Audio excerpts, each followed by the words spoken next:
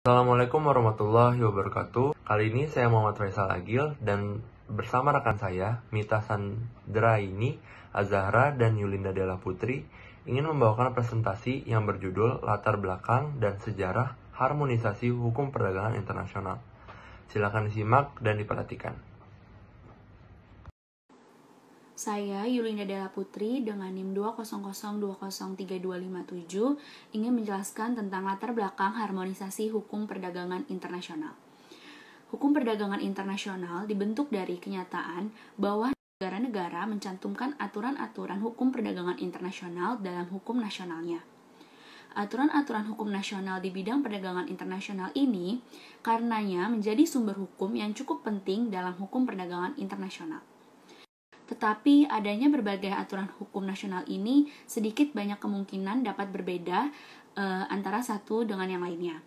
Perbedaan ini kemudian dikhawatirkan akan juga mempengaruhi kelancaran transaksi perdagangan itu sendiri. Dengan demikianlah dibutuhkan harmonisasi hukum internasional. Kemudian ada juga bahwa negara-negara sepakat untuk tidak menerapkan hukum nasionalnya. Sebaliknya, mereka menerapkan hukum perdagangan internasional untuk mengatur hubungan-hubungan hukum perdagangan mereka.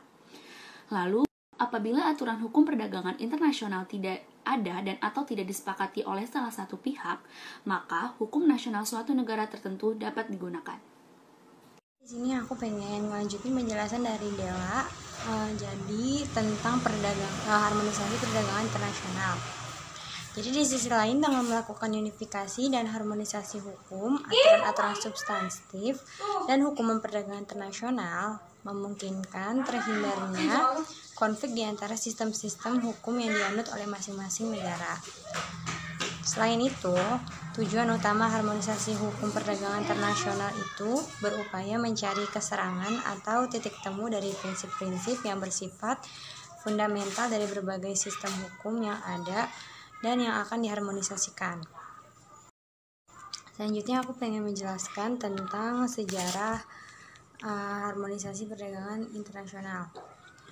Nah, jadi sejarah harmonisasi hukum perdagangan internasional itu sudah dapat ditelusuri pada paruh kedua abad ke-19. Pada masa ini pengaruh kodifikasi hukum Eropa, terutama kodifikasi hukum Prancis dan Jerman, sudah terasa di seluruh dunia. Bahkan di belahan dunia yang tidak pernah dijajah oleh bangsa Eropa. Selanjutnya, hal yang sama juga terjadi di negara-negara common law melalui penyebarluasan konsep dan aturan hukum dari tradisi hukum Inggris. Dengan demikian, telah menghasilkan suatu konsep hukum yang harmonis dalam suatu keluarga hukum atau legal family. Selanjutnya akan dijelaskan oleh Faisal Agil di slide selanjutnya. Seiring dengan globalisasi di bidang perdagangan, berbagai upaya unifikasi dan harmonisasi hukum perdagangan internasional telah berlangsung, secara formal maupun informal, dengan difasilitasi oleh berbagai organisasi internasional. Metode atau pendekatan yang dipergunakan untuk mewujudkan unifikasi dan harmonisasi hukum perdagangan selama ini beragam atau pluralis.